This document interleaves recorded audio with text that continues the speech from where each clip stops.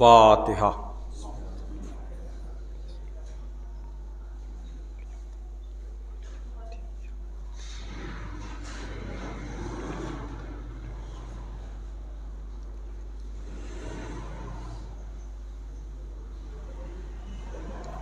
اعوذ باللہ من الشیطان اللعین الرجیم، بسم اللہ الرحمن الرحیم۔ الحمد للہ الذی ہدانا لہذا وما کنا لنہتدی لولا ان ہدانا اللہ، لقد جاءت رسل ربنا بالحق، الصلاۃ والسلام علی النبی الامی العربی القرشی المکی المدنی البطحی الابتہی التہامی الدافع جیشات الاباطیل والدامغ صولات الازالیل، مولن الحق بالحق ابی القاسم محمد وآلہ الطیبین الطاہرین المعصومین المظلومین الذین اذھب اللہ عنہم الرجس وطہرہم تطہیرا۔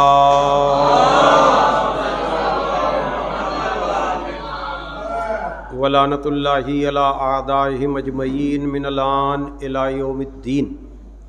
اما بعد فقد قال علی علیہ السلام ان للولد علی الوالد حقا وللوالد علی الولد حقا فحق الوالد علی الولد ان یطیعہ فی کل شیء الا فی معصیۃ اللہ، وحق الولد علی الوالد ان یحسن اسمہ ویحسن ادبہ ویعلمہ القرآن۔ صلوات بھیجے محمد۔ بزرگان محترم و دوستان عزیز، نماز جمعہ کے بعد ہونے والی مجالس کا دورانیہ عام طور سے اتنا نہیں رہتا جو معمولاً مجالس کا دورانیہ رہتا ہے، اس لیے کہ سامعین بھی ایک تصور، خیال اور اندازہ لگا کر کے مسجد میں یا محفل میں، مجلس میں، چونکہ ذکر محمد وآل محمد علیہ الصلاۃ والسلام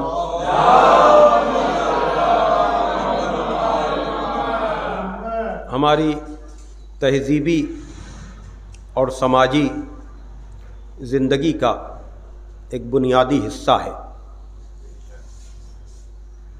کسی نہ کسی اعتبار سے ہم اس ذکر میں شریک رہتے ہیں، لیکن ہر مجلس کا اپنا مزاج ہوتا ہے، ہر نشست کا اپنا انداز ہوتا ہے۔ میں بار بار یہ بات کہتا ہوں کہ ایصال ثواب کے موقع پر، مجالس کے موقع پر بہت اچھے شعراء کا کلام بھی مجمع بہت دیر تک متحمل نہیں ہو پاتا ہے اور چاہتا ہے کہ شعراء کا سلسلہ ختم ہو اور خطیب منبر پر آئے۔ اسی طرح سے قصیدہ خوانیوں میں لمبی تقریریں اچھی نہیں لگتی ہیں، بلکہ یہ ہوتا ہے کہ چونکہ ذہن آدمی بنا کر کے آتا ہے کہ آج ہمیں شعراء کو سننا ہے، جس طرح سے مجلس میں یہ ہوتا ہے کہ ہمیں خطیب کو سننا ہے، تو شاعری کا سلسلہ طویل ہوتا ہے تو ہوتا ہے کہ لمبی ہو رہی ہے بات، اور اسی طرح سے قصیدہ خوانیوں میں یہ ہوتا ہے کہ بھائی جو ہے وہ تقریر اتنی لمبی نہ ہو، اور نکاح کے موقع پر یہ دونوں اچھے نہیں لگتے، اس لیے کہ اس موقع پر آدمی کا ذہن اور خیال جو ہے وہ خورد و نوش کی طرف ہوتا ہے۔ تو اسی طرح سے نماز جمعہ کے بعد ہونے والی مجالس میں اس بات کا خیال نہیں رکھنا چاہیے کہ ہم باہر سے آئے ہیں تو ہم تو اتنا ہی پڑھیں گے جتنا پہلے پڑھتے تھے۔ نہیں، پھر انشاءاللہ 12 مارچ کو آپ حضرات کے درمیان ہم آئیں گے اور اس وقت جو ہے وہ پورا وقت لیں گے، لیکن آج جو ہے ہم نسبتاً مختصر وقت میں ایصال ثواب کی اس مجلس سے خطاب کریں گے، اس لیے کہ ابھی آپ خطبے کی شکل میں، وہی میں نے کہا نا، ذکر سے ہمارا واسطہ، ذکر کے معنی ہے یاد دہانی کے، کہ آدمی کو باتوں کو یاد دلایا جائے۔ ذکر کا مطلب خالی لفظوں کی ادائیگی نہیں ہے، لیکن جب اصلی معنی آپ ذکر کے دیکھیں گے تو اصل میں ہے یاد کرنا، یعنی چیزوں کی طرف متوجہ ہونا۔ تو ابھی آپ نے خطبے میں بہرحال وہی چیزیں سماعت فرمائی ہوں گی جو مختلف انداز میں مجالس میں بیان ہوتی ہیں۔ تو بہرحال شخصیت کے اعتبار سے اگر آپ دیکھیں تو عزاداری میں مرحوم کا بہت بڑا حصہ تھا، اس لیے کہ یہ موضوعی بنتا چلا جا رہا ہے مجلس کا، کہ ہماری مجلس کا ایک بنیادی جز ہے سوز خوانی۔ بولو یہ کہ ہم اس کی اہمیت کو اب نہ سمجھیں،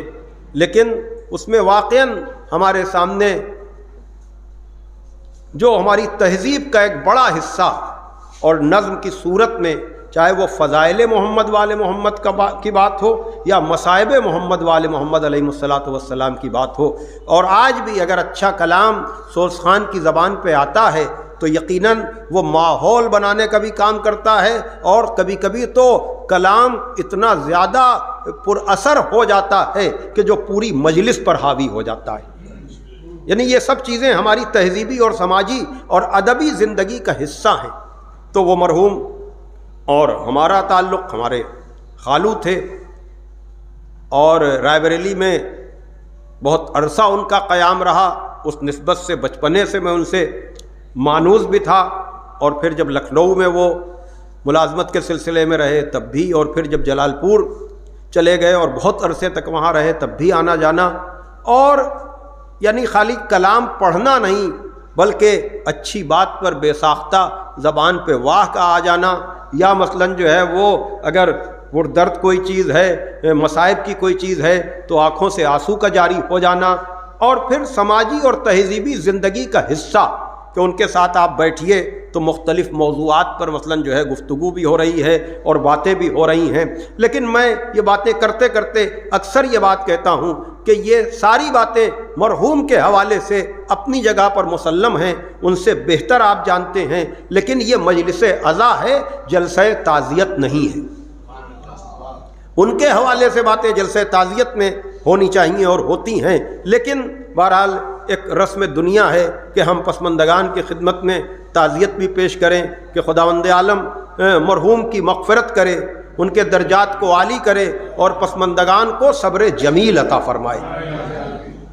میں نے گفتگو کے لیے جن مقدس مبارک اور ناقابل فراموش الفاظ کو ذریعہ بنایا ہے، یہ الفاظ وہ ہیں کہ جن کے ذیل میں اکثر گفتگو کرتا ہوں، لیکن اس کی گہرائی اور گہرائی اتنی ہے کہ اگر مسلسل بھی گفتگو ہو تب بھی پر تشنگی باقی رہے گی۔ رشتوں کے اعتبار سے ویسے تو پہلا رشتہ جو معرض وجود میں آیا ہے وہ ماں اور باپ کا رشتہ نہیں ہے۔ رشتوں کی صورت میں جو رشتہ زمین پر وجود میں آیا ہے وہ اصل میں زوجہ اور شوہر کا رشتہ ہے، یعنی جناب آدم باپ بعد میں بنے ہیں، شوہر پہلے بنے ہیں۔ جناب حوا ماں بعد میں بنی ہیں، زوجہ پہلے بنی ہیں، لیکن وہ صرف جناب آدم اور جناب حوا کا معاملہ ہے کہ نہ ان کا کوئی باپ ہے نہ ان کی کوئی ماں ہے۔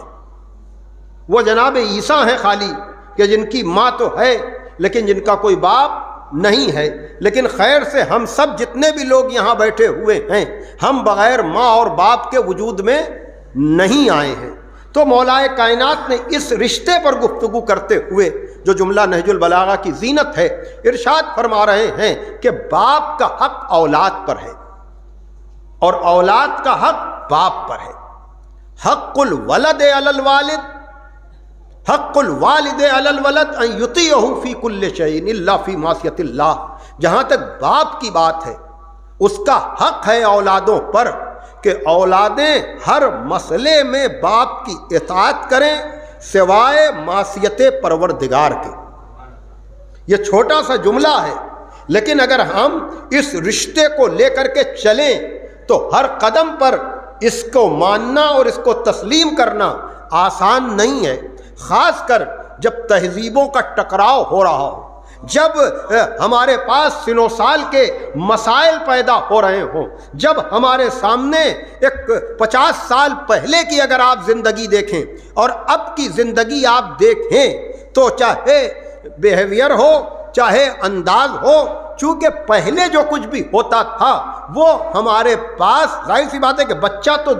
دوسروں کی نقل کرتا ہے نا، پہلے نقل کرنے کے لیے ہمارے گھر ہی والے ہوتے تھے، ہمارے محلے ہی والے ہوتے تھے، ہمارے آس پاس کے لوگ ہی ہوتے تھے جن کے انداز ہماری زندگی کا حصہ بنتے چلے جاتے تھے۔ لیکن اب سوشل میڈیا اور اس کے وجہ سے ہمارے سامنے اتنی تہذیبیں سامنے آ رہی ہیں، اتنے ادب اور اتنے انداز سامنے آ رہے ہیں کہ اب اپنی اولادوں کو باپ کے حکم کا پابند بنانا،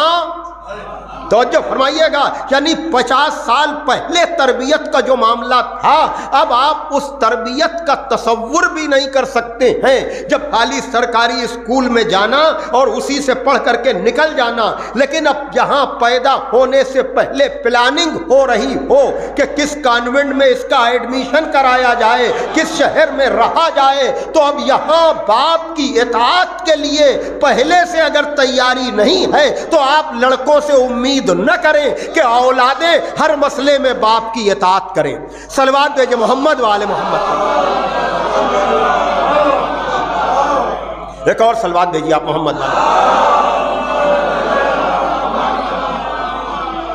تو بہرحال کا باپ کا حق یہ ہے کہ ہر مسئلے میں اولادیں اس کی اطاعت کریں سوائے معصیت پروردگار کے۔ اب یہ بہت بڑا ٹاپک ہے، اس پر سیمینارز ہوں، اس پر کانفرنسیں ہوں کہ حدود و قیود کیا ہیں، کہاں پر باپ کا حکم نہ ماننے کی وجہ سے لڑکا اطاعت کے دائرے سے نکل جائے گا اور پھر بہت اچھے کام کرنے کی وجہ سے بھی وہ مطیع و فرما بردار نہیں سمجھا جائے گا، یا پھر اولادوں کو اس طرح سے ان کی تربیت کی جائے کہ دیکھو اگر تمہارا باپ اس ترقی کے دور کو اس طرح سے نہیں سمجھ پا رہا ہے جس کو تم سمجھ رہے ہو، تو زور زبردستی سے نہیں بلکہ تم اطاعت کے دائرے میں رہ کر اپنے باپ سے وہ بات منواؤ تاکہ تمہارا کام بھی نکل جائے اور اس کی مخالفت بھی نہ ہو۔ صلوات بھیجے محمد وآل محمد۔ یہ بہت بڑا ٹاپک ہے، بہت بڑا موضوع ہے۔ اگر آپ اس کو دیکھیں کہ واقعاً اولادیں باپ کی اطاعت کریں، باپ کے حکم کو مانیں، اور اس کے لیے بہت کم آپ کو ایسی اولادیں ملیں گی جو نمونہ بن جائیں، جو واقعاً آپ کہہ سکیں کہ نہیں صاحب یہ تو باپ اور بیٹے کے رشتے کے حوالے سے اچھا، اور اس میں دنیاوی ترقی میں باپ حائل بھی نہ ہونے پائے، اس کو جو ہے وہ روک ٹوک بھی اتنی نہ ہو کہ وہ جو ہے لڑکے کی ترقی کے لیے وہ مانع ہو جائے، لیکن پھر مثال بھی پیش کی جائے کہ واقعاً یہ وہ حق کو ادا کرتا ہے کہ جب باپ کے سامنے جاتا ہے تو شانوں کو جھکائے رہتا ہے، نظروں کو جھکا کر کے بات کرتا ہے، اور باپ جب بھی چلتا ہے تو کبھی بھی بیٹا اپنے قدموں کو اس سے آگے بڑھانے کی غیر ارادی طور پر بھی کوئی کوشش نہیں کرتا ہے۔ یہ ساری چیزیں اگر آپ دیکھیں تو اب یہ چیزیں مفقود ہوتی چلی جا رہی ہیں۔ وجہ کیا ہے، سبب کیا ہے کہ کل تک، وہی میں نے کہا نا، تہذیب کا یہ معاملہ ہے۔ کل تک یہ ہوتا تھا کہ اگر آپ کے پڑوسی کو آپ کے بیٹے کی کوئی حرکت خراب لگی اور اس نے ڈانٹا یا آپ سے جا کر کے شکایت کی، تو ایسے بھی لوگ ہیں جو کہتے تھے آپ نے ڈانٹا خالی، اس کو مارا نہیں۔ ایک یہ بھی تربیت کا طریقہ ہے، اور ایک یہ بھی ہوتا ہے کہ صاحب آپ کو ہمارا ہی بیٹا نظر آتا ہے اور لڑکے بھی تو بدتمیزی کر رہے ہیں۔ دیکھیے دونوں باپ ہیں، لیکن ایک کا انداز یہ ہے کہ جو یقیناً بچے کی ہمت افزائی نہیں کر رہا ہے غلطی کے اوپر، بلکہ یہ کہہ رہا ہے کہ نہیں، ہمارے پڑوسی یا ہمارے جاننے والے کا حق ہے کہ وہ تمہاری تنبیہ کرے، وہ تمہیں درست کرے اور تمہیں ڈانٹے، اور اگر آئندہ شکایت ملی تو دیکھو ابھی تو ہم تمہیں ڈانٹ رہے ہیں، آئندہ تمہیں مار بھی سکتے ہیں ہم۔ کہنے کا مطلب یہ ہے کہ یہ چیزیں کیوں، اس لیے کہ اگلا جملہ جو ہے وہ یہ کہہ رہا ہے کہ جہاں تک باپ کی بات ہے اس کا تو حق یہ ہے کہ اولاد ہر مسئلے میں باپ کی اطاعت کرے، لیکن جہاں تک اولادوں کی بات ہے تو حق الولد علی الوالد، اولادوں کا حق باپ پر یہ ہے کہ این یحسن اسمہ، کہ اولادوں کا نام اچھے سے اچھا رکھے، این یحسن اسمہ ویحسن ادبہ، اور اپنی اولادوں کو اچھا ادب سکھائیں. وَيُعَلِّمَهُ الْقُرْآنَ، اور اپنی اولادوں کو قرآن کی تعلیم دیں. بس یہیں سے بات شروع ہوتی ہے کہ باپ کا حق اولاد پر پہلے بنتا ہے یا اولاد کا حق باپ پر پہلے بنتا ہے. توجہ فرمائیے گا، رشتے میں باپ پہلے ہے، اولاد بعد میں ہے، لیکن حق کے سلسلے میں ذرا سا بھی اگر آپ غور کریں گے تو اولاد کا حق باپ پر پہلے ہے. بڑی توجہ عزیزان محترم، اولاد کا حق باپ پر پہلے ہے، باپ کا حق اولاد پر بعد میں ہے. اس لیے کہ حق کی ادائیگی کا مسئلہ سمجھداری سے شروع ہوتا ہے.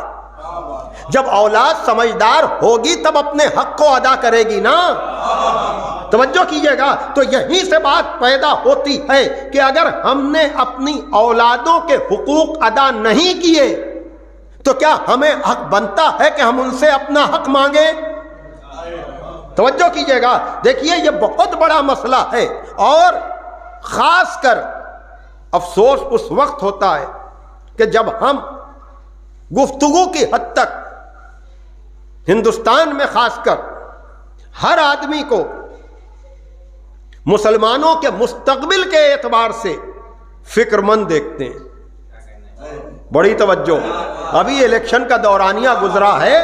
آپ کے یہاں شاید ہو چکا ہے، کچھ جگہوں پر باقی ہے. آپ مجھے بتا دیں بحث و مباحثے کے اعتبار سے، بڑی توجہ، میں جو بات کہنا چاہ رہا ہوں شاید پہنچ جائے، بحث و مباحثے کے اعتبار سے شاید دوسری کسی قوم نے اس انتخاب پر اتنا بحث نہ کی ہو جتنی بحث مسلمانوں نے کی ہے. میں کیا کرنا چاہتا ہوں، توجہ فرمائیے گا، یعنی گھنٹوں گھنٹوں اس بات پر لگا دیے گئے. میرے کہنے کا مطلب یہ ہے کہ اگر واقعاً آپ اس قوم کے مستقبل کے لیے فکر مند ہیں اور آپ یہ کہہ رہے ہیں کہ ہمیں ہمارا حق نہیں مل رہا ہے، تو میں آپ سے پوچھ رہا ہوں کہ ایسے ماحول میں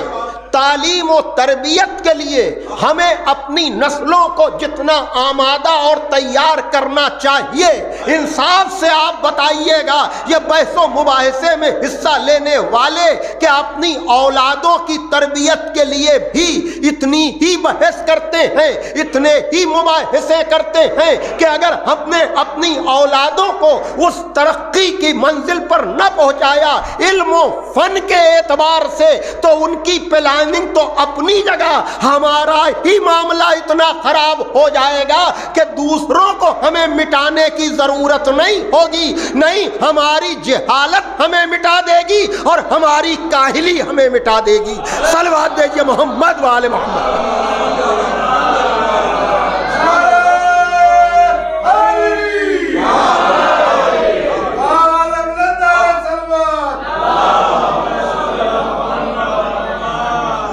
ایک اور صلوات بھیجیے محمد والے محمد. دیکھیے بڑے شہروں میں مسائل زیادہ ہو سکتے ہیں، لیکن چھوٹے شہروں کے لیے میری چند گزارشات ہیں، اور میں نے اپنے شہر میں اس پر عمل بھی کرنے کی، ولو یہ کہ دیر میں متوجہ ہوئے ہم، لیکن یہ کووڈ-19 یہ وبا جس نے ہر طرح سے سب پر اثر ڈالا ہے، اور ہم نے جانی نقصان بھی ہوا ہے اور مالی نقصان بھی ہوا ہے، اور ابھی بھی پوری طرح سے ہم اس موڈ سے نکل نہیں پائے ہیں. ابھی بھی نارمل موڈ میں نہ فلائٹس آئی ہیں نہ ٹرینس آئی ہیں، اور ابھی بھی بہت سی چیزیں جو ہیں صرف اس وجہ سے نہیں ہو پا رہی ہیں کہ آپ کو بہت سی چیزیں بدلی ہوئی سی نظر آ رہی ہیں. تو میں ابھی جلدی متوجہ ہوا کہ بہت سے آپ کے وہ لائق فرزندان قوم کے کہ جو کووڈ-19 سے پہلے برسہ برس اپنے گھر اتنے دن تک نہیں رہ سکتے تھے، لیکن اس کووڈ-19 کی وجہ سے ورک فرام ہوم کا جو مرحلہ آیا ہے تو بہت سے لوگ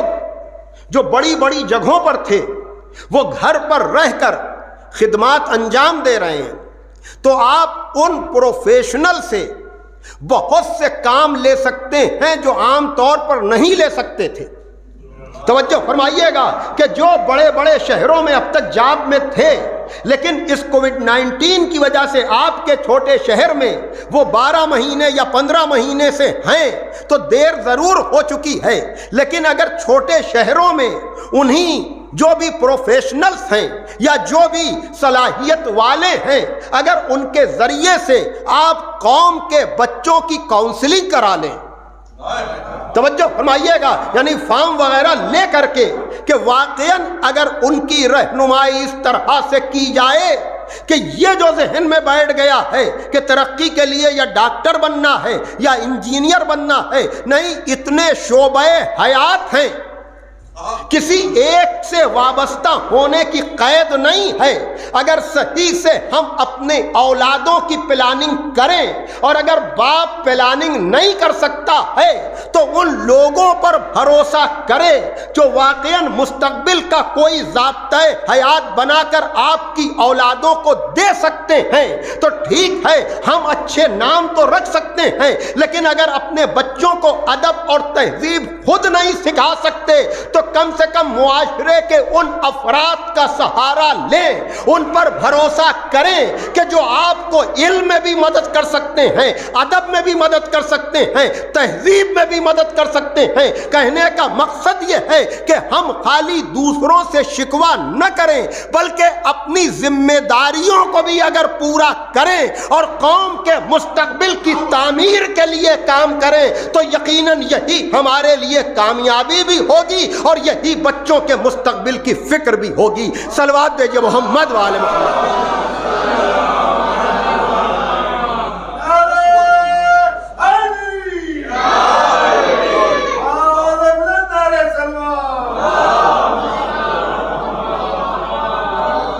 اچھا ادب سکھائے، ان یحسن اسمہ و یحسن ادبہ، اچھا ادب سکھائے۔ ادب کا دائرہ، ہم نے ادب کو خالی لٹریچر سمجھ لیا، نہیں، یہاں آپ نے دیکھا ہوگا مولانا حضرات بھی تشریف فرما ہیں، یا جو بھی توضیح المسائل بھی اگر آپ پڑھیں گے یا مذہب کی کتابیں پڑھیں گے تو اس میں بھی آداب وضو ہے مثلا، آداب طہارت ہے مثلا، یا کھانے پینے کے بھی آداب ہیں۔ کہنے کا مطلب یہ ہے کہ شریعت نے آپ کو ہر مسئلے میں گائیڈ لائن دی ہے۔ ہاں، اس کا آغاز گفتگو سے ہوتا ہے، اس کا آغاز زبان سے ہوتا ہے، اس لیے کہ جو شخص زبان ٹھیک نہ کر پائے، اور یہ زبان کی خرابی ہم غیروں کے لیے کیا کہیں، ہم لوگوں کے لیے معذرت کے ساتھ اپنے ہی کو میں کہہ دوں، کسی اور کو نہیں، کہ اس طرح سے ہم گفتگو کرتے ہیں کہ تعریف اگر نہیں کی مجمع نے تو پتہ نہیں کیا کچھ کہنے لگتے ہیں۔ لیکن علامہ طالب جوہری صاحب قبلہ مرحوم کا ایک ادبی جملہ، انہوں نے کہا کہ ادب اور بے ادبی ہوتی کیا ہے۔ میں یہاں بیٹھا ہوا ہوں اور یہ بہت سے لوگوں کو برسر ممبر آنے کے بعد غلط فہمی ہو سکتی ہے، پہلے سکھایا یہ جاتا تھا کہ لوگوں کے ڈر کی وجہ سے تم یہ سوچو کہ جو نیچے بیٹھا ہے وہ کچھ نہیں جانتا، لیکن یہ بولنے کے لیے، ڈر نکالنے کے لیے جملہ کہا جاتا تھا۔ اس کو حقیقت میں نہ سمجھ لیں، اس لیے کہ سننے والوں میں کس کی فکر کی کیا گہرائی ہے یہ برسر ممبر آنے والے سب نہیں سمجھ پاتے ہیں، میں جو کہہ رہا ہوں۔ اور پھر عام طور سے یہ جملہ ہوتا ہے، اور اگر کہا جائے ہو سکتا ہے آپ نے بھی سنا ہو کہ نہیں سمجھ سکے آپ، یہ جملہ بظاہر عام طور سے زبان پہ آ جاتا ہے، لیکن علامہ طالب جوہری صاحب قبلہ نے کہا کہ ایک یہ جملہ کہ آپ سمجھ نہیں سکے، اور ایک یہ کہ ذاکر یہ کہے میں سمجھا نہیں سکا۔ بھائی توجہ دیکھیے، سمجھ نہیں سکے یہ بے ادبی ہے، اور میں سمجھا نہیں سکا، توجہ فرمانے عزیزان محترم، یعنی کتنا فرق ہے۔ اور اسی طرح سے تربیت کی بات جب ہوتی ہے، میں نے پڑھا، کسی نے مجھے بھیجا کہ ماں اپنے بیٹے کو اسکول پہنچانے مثلاً جا رہی ہے اور راستے میں کچھ بھیک مانگنے والے لوگ نظر آئے، اور ماں نے یہ کہا کہ اگر تم اچھی پڑھائی نہ کرو گے تو تم بھی ایسے ہی ہو جاؤ گے۔ یہ بھی تربیت کا انداز ہے کہ بھیک مانگنے والے بچوں کو دیکھ کر کے ماں اپنے بیٹے سے یہ کہہ رہی ہے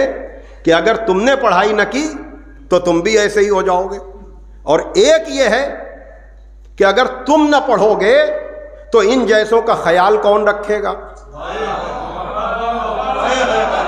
بھئی دیکھیے لفظیں وہی ہیں، کہنے کا مطلب یہ ہے کہ ذرا سی تربیت میں کمی، اس لیے کہ وہ جملہ لڑکے میں احساس کمتری پیدا کرے گا۔ میں کیا کہہ رہا ہوں، دیکھیے آپ، وہ جملہ لڑکے میں احساس کمتری پیدا کرے گا، اور آپ بھی جو ہے طنز کر رہے ہیں۔ کہنے کا مطلب یہ ہے کہ منبر سے طنزیہ گفتگو کرنا آسان ہے، لیکن واقعاً بات اپنے علم کو منوانا نہ ہو اور لوگوں کو شوق علم پیدا کرنا ہو تو اگر مقصد بدل جائے گا تو آپ کا انداز بھی بدل جائے گا۔ صلوات دیجئے محمد وآل محمد۔ ایک اور صلوات دیجئے آپ محمد وآل محمد۔ اور اسی لیے میں کہتا ہوں عزیزان محترم کہ باپ اور بیٹے کی جب بات آتی ہے، بس میں بات کو اختتام کے باب تک لے جانا چاہوں گا، زیادہ تفصیلی گفتگو میں نے پہلے ہی کہہ دیا تھا نہیں ہے بس، اور وہ یہ کہ اگر آپ باپ بیٹوں کی بات کریں گے تو جناب ابراہیم نے خواب دیکھا ہے کہ ہم اپنے بیٹے کی گردن پہ چھری رکھ رہے ہیں۔ یہ بھی ہو سکتا تھا کہ ابراہیم جیسا باپ جو نبی ہے، خلیل اللہ ہے، اور جانتا ہے کہ میرا بیٹا بھی کیا ہے، یہ کہہ سکتا تھا کہ میرے لال، مجھے شدید حکم ملا ہے اللہ کی طرف سے کہ میں تمہاری گردن پہ چھری رکھ کر ذبح کر دوں۔ بھئی مقصد تو یہی تھا نا، لیکن دیکھیے وہی بات، تربیت کا اثر کہاں تک ہوتا ہے۔ یقیناً ہمیں سمجھانے کے لیے ابراہیم جیسے نبی نے حکم خدا کو خواب میں دیکھ کر اپنے بیٹے سے یہ نہیں کہا کہ میرے لال میں حکم مجھے ملا ہے، نہیں کہا تو یہ کہا یا بنیا انی ارا فی المنام انی اذبحک، میرے لال میں خواب میں دیکھ رہا ہوں کہ میں تمہیں ذبح کر رہا ہوں۔ ٹھیک ہے، اب تو چونکہ ہم عادی ہو چکے ہیں اس بات کے، لیکن اگر آپ کبھی ان آیتوں پر تنہائی میں غور کریں کہ اتنے سرسری الفاظ، اتنے خطرناک کام کے لیے آج اگر کوئی باپ استعمال کرے تو بیٹا کتنی آسانی سے بچ کر نکل جائے گا۔ بھئی اگر آپ اپنے بیٹے سے اس طرح کی کوئی بات خواب کے حوالے سے کہیں جس میں جان کا خطرہ ہو تو بڑی آسانی سے بیٹا کہہ دے گا کہ ارے خواب ہی تو ہے۔ کاش میں بات پہنچا سکوں۔ بھئی ایک ایسے معاملے کے لیے کہ جس میں جان کی بازی لگنی ہے، اور وہ تو بعد میں بچ گئے نا، اسماعیل بھی جان رہے ہیں کہ ہم ذبح ہونے کے لیے جا رہے ہیں، ابراہیم بھی سوچ رہے ہیں کہ ہم ذبح ہونے کے لیے ذبح کرنے کے لیے جا رہے ہیں، اور یہاں پر خطیب اکبر مرزا اطہر صاحب مرحوم نے عجب جملہ کہا۔ ظاہر سی بات ہے کہ رجب کا مہینہ ہے، ائمہ کی ولادت کی تاریخوں سے گزر کر آپ اور ہم سب یہاں بیٹھے ہوئے ہیں، اور پھر ائمہ کی بات آتی ہے تو اس میں مولا کائنات جیسے اس باپ کا ذکر بھی ہوتا ہے جو مولود کعبہ ہے، جس کے لیے ہم ہمیشہ شروع سے رجب میں یہ مصرے ہم پڑھ رہے ہیں کہ اہل ایما کو ولی ابن ولی یاد آیا، بت شکن روح ازاں شیر جلی یاد آیا، جب کبھی ماہ رجب صحن حرم سے گزرا مسکراتے ہوئے کعبے کو علی یاد آیا، مسکراتے ہوئے کعبے کو علی یاد آیا۔ تو عزیزان محترم دیکھیے ائمہ کی جب بھی بات آتی ہے ہم فخر جس بات پر کرتے ہیں وہ ان کے علم پر، چونکہ مولا کائنات سے جب پوچھا گیا کہ یا علی آپ کو اپنی کس فضیلت پہ ناز ہے، تو فضیلتیں بہت آپ نے ماہ رجب میں سنی ہیں 13 رجب کے آس پاس، لیکن مولا علی نے جس فضیلت پر ناز کیا ہے آپ جا کر دیکھیے گا، وہ سورہ رات کی آخری آیت پڑھی کہ یقول الذین کفروا لست مرسلا قل کفی باللہ شہیدا بینی و بینکم ومن عندہ علم الکتاب، کہ میرے حبیب اگر یہ کفار تجھے رسول نہیں مانتے ہیں تو نہ مانے، ان سے کہہ دو کہ ہماری رسالت کے لیے ایک اللہ کافی ہے اور ایک وہ جو پوری کتاب کا عالم ہے۔ گویا کہ مولا علی نے ساری فضیلتوں میں جس فضیلت پر ناز کیا ہے وہ فضیلت علم ہے۔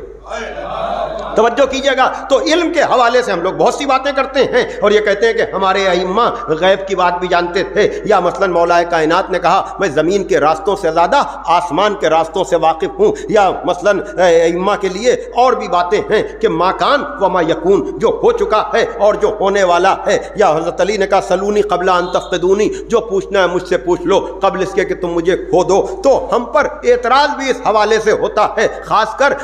سارے ائمہ کے علم کی بات ہے مولا حسین کے لیے کہ مولا حسین جو کربلا جا رہے تھے ان کو علم تھا کہ نہیں کہ شہید ہوں گے.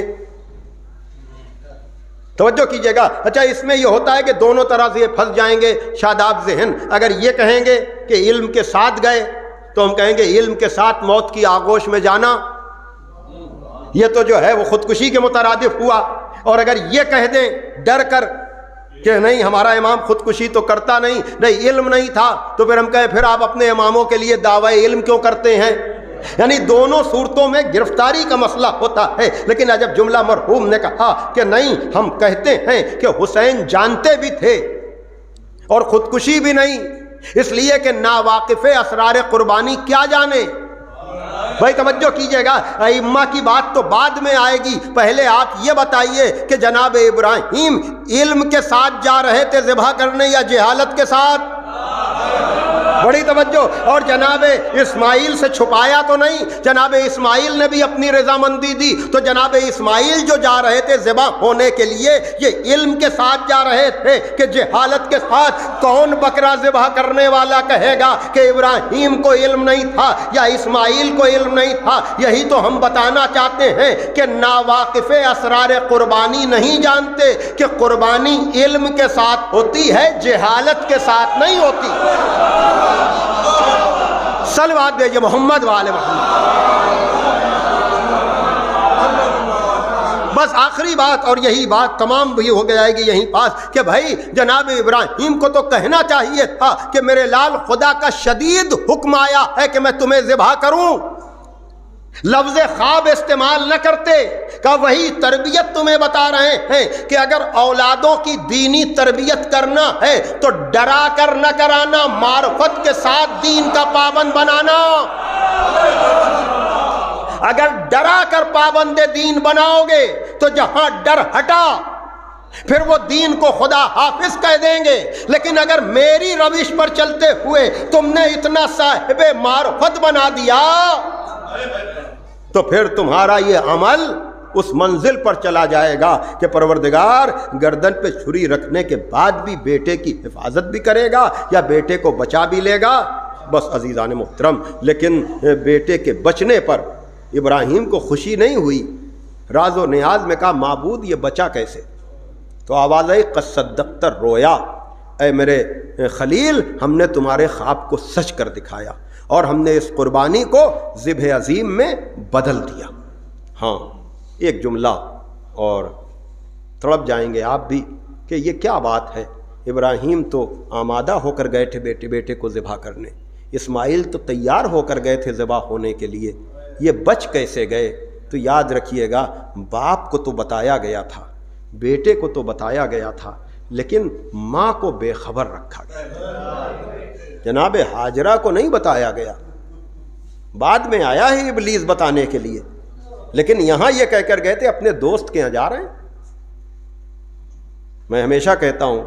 کہ خالی بقرعید میں لذت کام و دہن کے لیے جانور کو ذبح نہ کیجیے, کبھی اس کے فلسفے پر بھی غور کیجیے کہ کیا وجہ ہے. یہ اطاعت کی منزل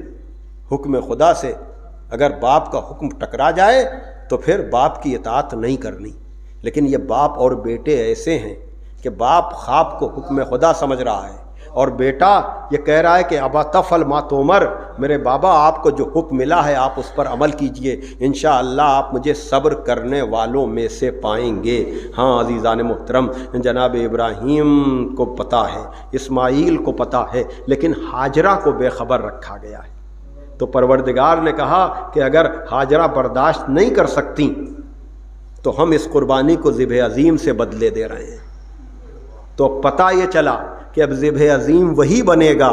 جہاں ماں کو بے خبر نہ رکھا جائے بلکہ ماں کو بھی بتایا جائے.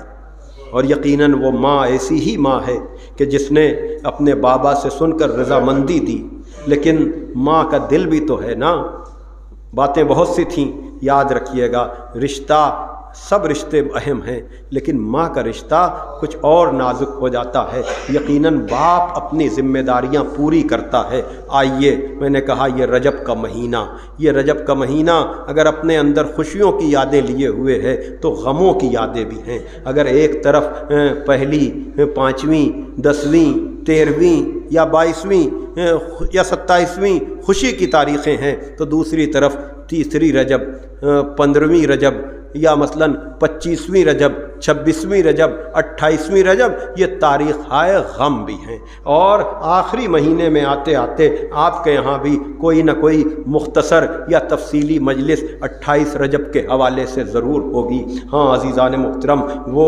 مجلسوں میں سوز کے ذریعے سے، مرثیوں کے ذریعے سے اور اپنی پردرد آواز میں آپ کو رلانے والا ذاکر دنیا سے چلا گیا، آپ یہاں بیٹھے ہوئے اس کو خراج عقیدت بھی پیش کر رہے ہیں، ایصال ثواب بھی کر رہے ہیں۔ تو میں بھی چاہتا ہوں، وہ نظم کو پسند کرتے تھے اور نظم کے ذریعے سے ذکر کی سعادت حاصل کرتے تھے، تو مصائب کے باب میں اسی رخ کو بیان کر کے مجلس کو تمام کر دوں۔ ہاں 28ویں رجب کو مولا حسین مدینے سے نکلے ہیں نا، 26 کو مطالبہ بیعت ہے، 28ویں کو حسین نکل گئے ہیں۔ تو مطالبہ بیعت کے بعد حسین اپنے نانا کی قبر پہ کتنی مرتبہ گئے ہیں اس کا کوئی اندازہ نہیں لگا سکتا ہے، لیکن ایک منظر کو میر انیس آل اللہ مقامہ نے عجب طرح سے نظم کر دیا کہ جب مولا حسین نانا کی قبر پہ گئے ہیں تو آواز آئی، کئی دن سے تیری مادر کو نہیں قبر میں چین، کئی دن سے تیری مادر کو نہیں قبر میں چین، آئی تھی پاس میرے رات کو کرتے ہوئے بین، کہ صبح کو اپنا وطن چھوڑ کے جاتا ہے حسین، گھر میرا لٹتا ہے فریاد رسول الثقلین، کہنے آئی ہوں کہ منہ قبر سے موڑوں گی میں، اپنے بچے کو اکیلا تو نہ چھوڑوں گی میں۔ جزاکم ربکم، ہاں راضی تو ہے لیکن کہہ رہی ہے، کہنے آئی ہوں کہ منہ قبر سے موڑوں گی میں، اپنے بچے کو اکیلا تو نہ چھوڑوں گی میں۔ ماں کی تربت پہ گئے امام ابرار،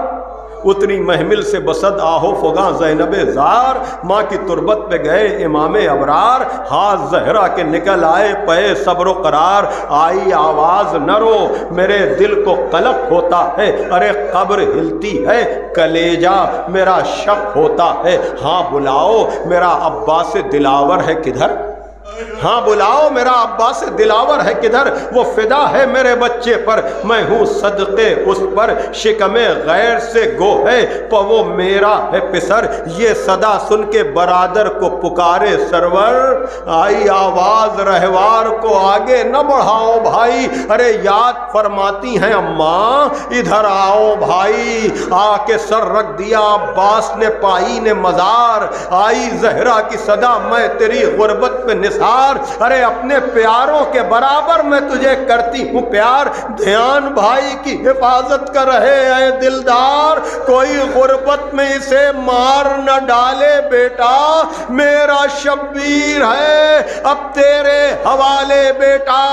عزادارو علامہ رشید ترابی مرحوم کہتے ہیں جب زمانے کے امام کی سواری تیار ہو چکی، جناب عباس بھی گھوڑے پر سوار ہو رہے تھے کہ بیت الشرف سے کنیز نکل کر دوڑی ہوئی جناب عباس کے پاس آئی کہ چھوٹے آقا آپ کو آپ کی ماں بلا رہی ہیں۔ عزادارو جناب عباس دوڑے ہوئے جناب ام البنین کے پاس گئے، قدموں میں بیٹھ گئے ہوں گے، اماں کیا بات ہے، عزادارو 28ویں رجب کا منظر عجب طرح سے تصور، کہا اماں کیا بات ہے، کہا میرے لال میرا پورا بھرا گھر جا رہا ہے، میرے سارے بچے جا رہے ہیں، تمہارے ایک بیٹے کے علاوہ عباس میرے پاس کوئی نہیں ہے، جاؤ میں تمہیں روکوں گی نہیں، لیکن دیکھو میں نے ساری زندگی زہرا کی کنیزی کی ہے، میرے لال کہیں ایسا نہ ہو کہ میرا آقا قربان ہو جائے اور تم بچ جاؤ۔ آزادارو یہی وجہ تھی کہ جب تک عباس زندہ تھے کسی میں ہمت نہ تھی جو مولا حسین کی طرف میلی آنکھ سے دیکھے، لیکن جب عباس کے بازو قلم ہو گئے، یہ حسین کا آغا نرغے عادا میں گھر گیا، لاش عباس تڑپی ہوگی، واہ حسینہ واہ مظلومہ، الا لعنت اللہ علی القوم الظالمین، سیعلم الذین ظلموا ای منقلب ینقلبون۔ پروردگار عالم اس ذکر کو مرحوم کے لیے بہترین ایصال ثواب قرار دے۔ پروردگار ہمیں خود اپنے نفس کی تربیت اور اپنی نسلوں کی تربیت کی توفیق عطا فرما۔ پروردگار قوم کو علم کی دولت اور رزق حلال کمانے کی توفیق عطا فرما۔ پروردگار ہمیں کامل الایمان فرما، ملت کو متحد فرما، سرکار امام زمانہ عجل اللہ تعالیٰ فرجہ الشریف کے ظہور میں تعجیل، اور ہمیں اس لائق بنا کہ ہمارا شمار بھی ان کے انصار و اعوان میں ہو سکے۔ اللہم تقبل منا انکا انت السمیع العلیم۔ پھر آپ حضرات سے گزارش ہے کہ ایک مرتبہ سورہ ہم، 3 مرتبہ سورہ توحید کی تلاوت فرما کر مرحوم علی باقر جعفری ابن زین العباد صاحب کے لیے ایصال ثواب۔